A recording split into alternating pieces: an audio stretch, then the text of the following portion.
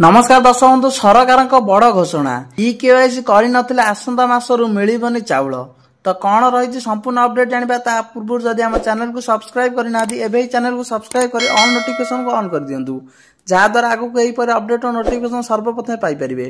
सरकार बड़ सूचना आसंता मासरु मिलिबनी चाउल केवाईसी न करिथिले मिलिबनी चाउल केवाईसी करनथिले आसंता मासरु बंद हेबो चाउल एने सूचना देले जोगाण मंत्री कृष्णचंद्र पात्र।